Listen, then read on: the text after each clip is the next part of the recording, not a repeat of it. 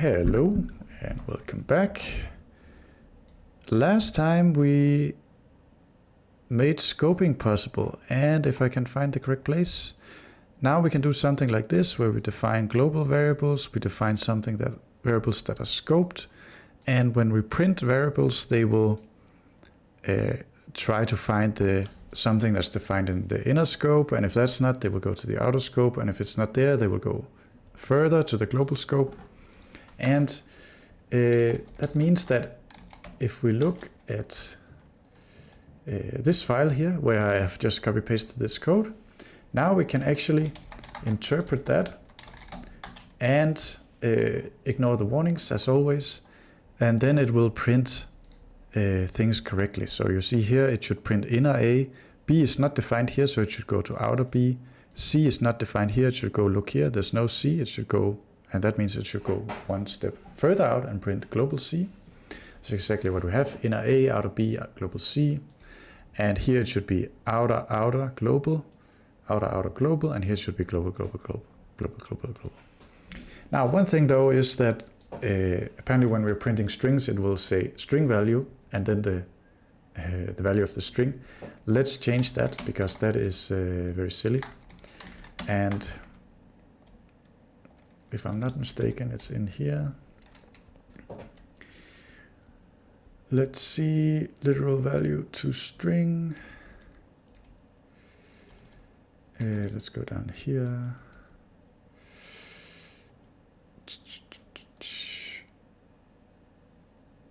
No, wait, it's in the print statement. So if we print something, we will evaluate the expression, and we do it with the debug. So let's try to remove that. Cargo run this again. And literal value cannot be formatted with the default.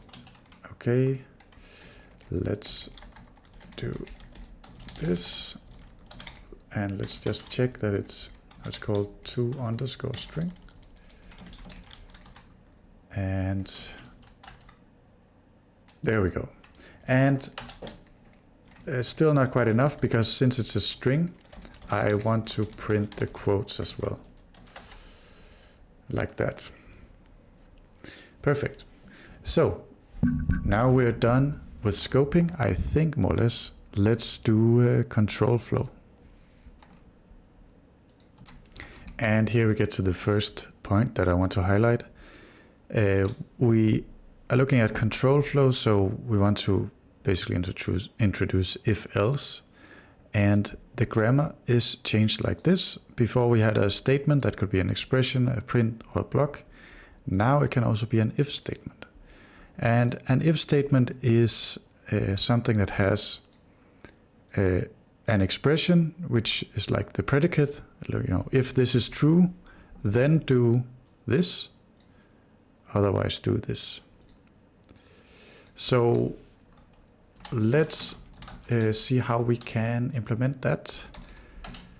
It's a different kind of statement. So let's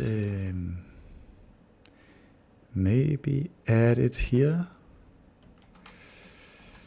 We already have for, which is a little bit weird. So let's call it if statement, and we'll have a predicate, which is an expression. We will have something, we'll just call it then, which should be another statement, evidently. So we need to box it. And then we'll have not an else, but an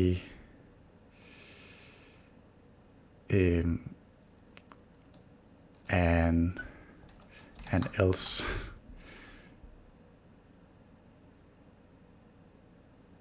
Maybe like this. And it will also be a statement.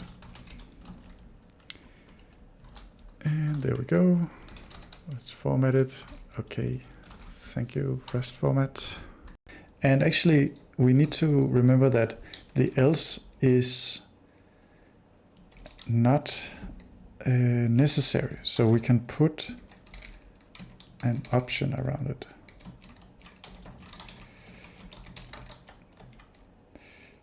Because now there's some compile errors.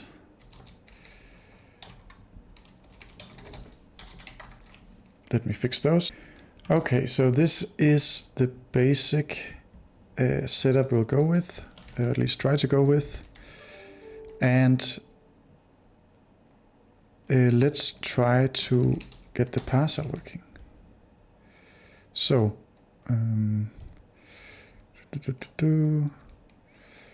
let's see, declaration. It can be a variable declaration which does not have if else, then it can be a statement. The statement we will, for some reason it's first, but I guess that doesn't matter. So we'll say if we can match an if token, then we will try to pass an if statement. And the if statement, as always, mutable self, it returns a statement or a string. And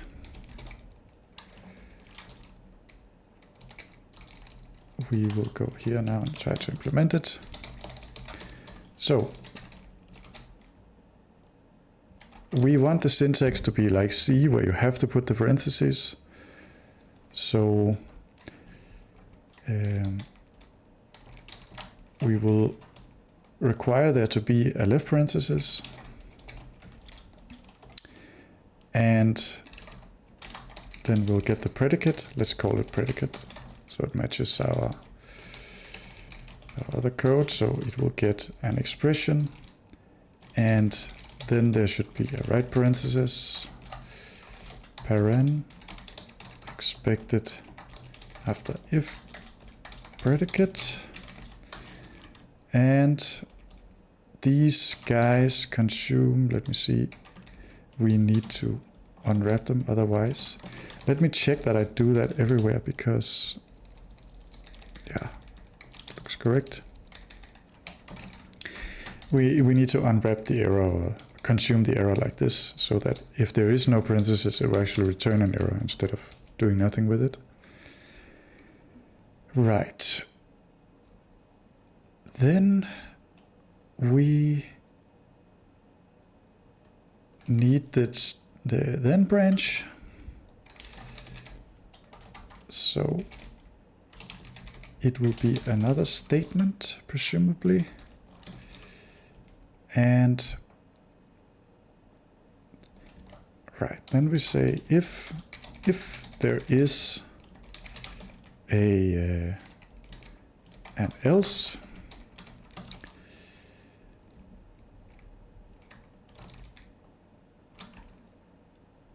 so we can do it like this. We can say the else is equal to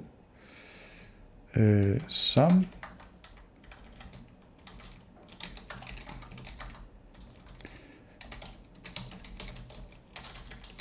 so we have an else token, we try to get the else statement, and if that succeeds, then we will put that into the else, otherwise we will put none. And once that is done, we can say, okay, let's make this guy.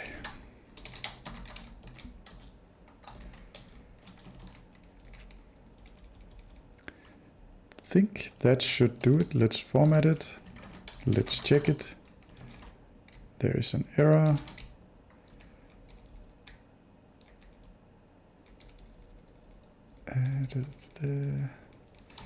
This has to be a box, right? And it says here that this one has to be unwrapped.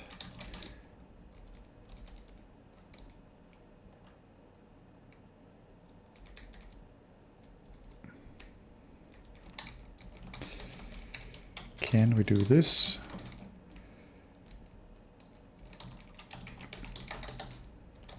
Let me check the statement here. Yes, Okay, again, just a bunch of warnings. I swear I will fix it someday. So I think that's actually enough. Let's try to run it. So if 2 equals 3, then print false. So let's try to run that. And we have something not implemented. So let's go into the interpreter and right. So we can pass it now, but we cannot implement it. Great. So what we want to do is first evaluate the predicate. And the predicate is an expression. So we can simply say predicate evaluate, and then we need to get this annoying reference to the environment.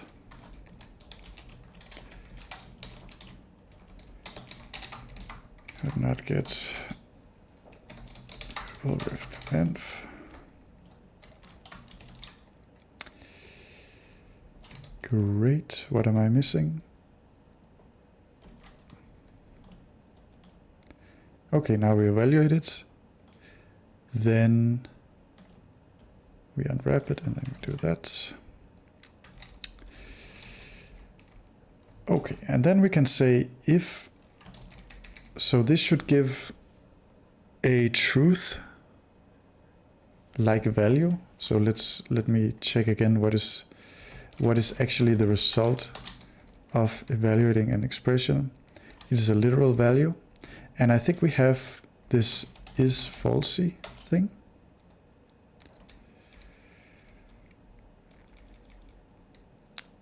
So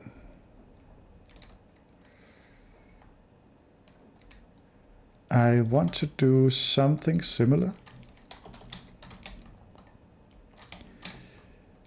But we'll call it is truthy. So if it's a number, then it's 0, it's not true. Otherwise it's true. And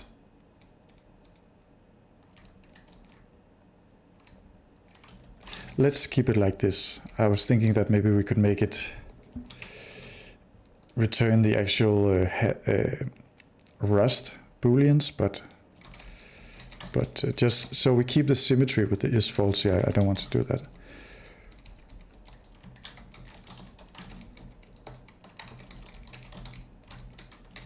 So I just flipped all the signs from up here. Okay. Now we can say if truth value is truthy equals true,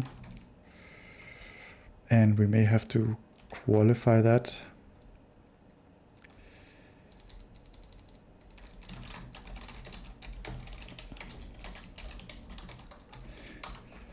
Then we want to execute the then branch. So let's say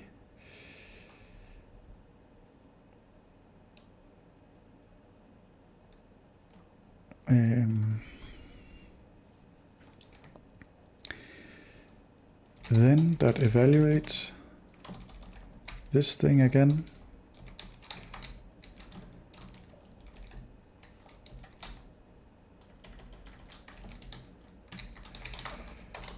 Else,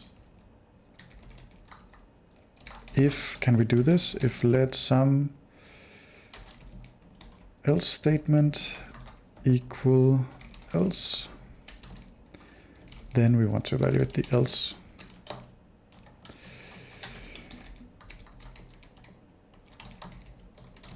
Like so. And I think we're good.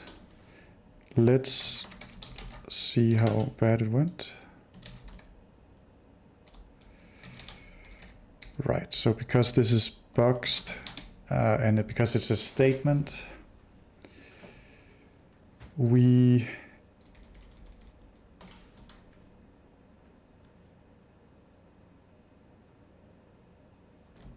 need to evaluate it. using the interpreter.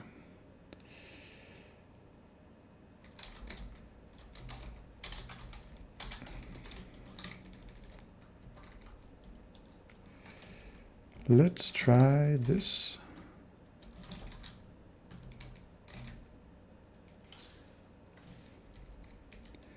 And this is also a statement.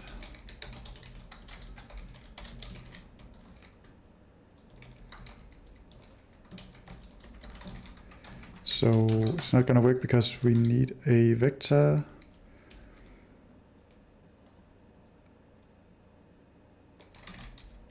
Right. No, it's called interpret. My bad.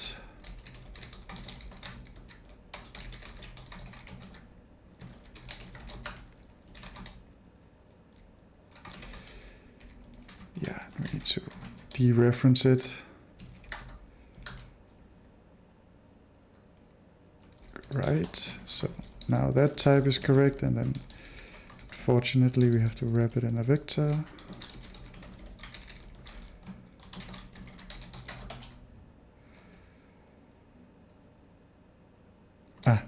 Else statement. Okay. So there we go. Let's try now. If 2 equals 3, then we'll print false. So that worked, seemingly.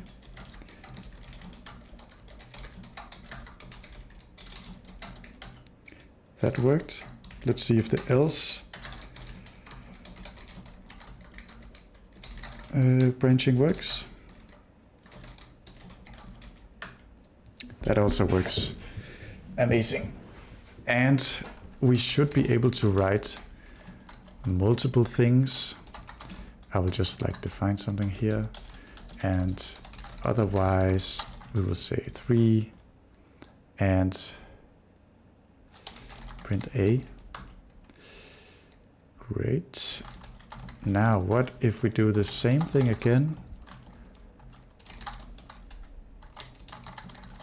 but we cut it off here, and then can we print A? Yeah, so that's working exactly like it should.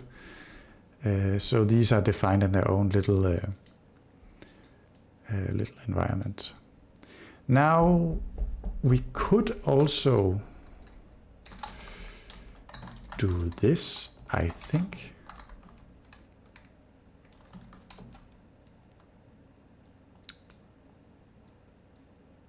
No.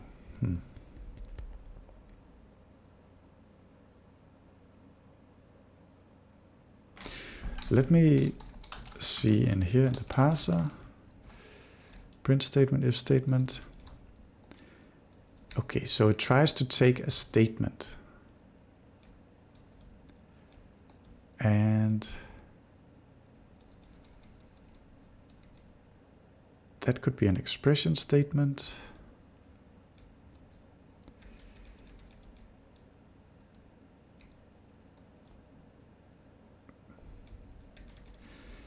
Yeah, so it can be an expression, a print, or another if, actually. So we should be able to do something like this.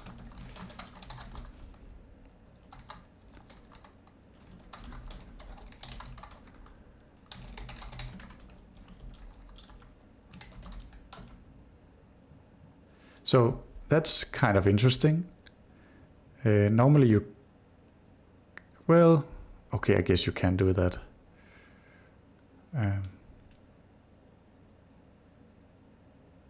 In like C or something. But we can't do a variable declaration, which is, which I guess is fine, because that variable is supposed to live only for the scope of the if subblock. So it doesn't make sense to put it there. And technically the reason is because it's a declaration, not a statement. All right. Let's see what else there is to do in this chapter. Actually, I think we will stop here for now. So he has this interesting point about the double if that we just tried, which is that if you have something like this, where you have if, and one else, then the else will, because of the way we wrote the parser, it will belong to the second if. So it means that this is executed when first is true and second is false, as opposed to like it will be executed when first is false. You can do some kind of wrapping with blocks and whatnot if you want it to belong to the first one, but if you write it like this, it will belong to the second one. Now, so that's basically it for if-else. It was quite easy. And next time we'll look at logical operators.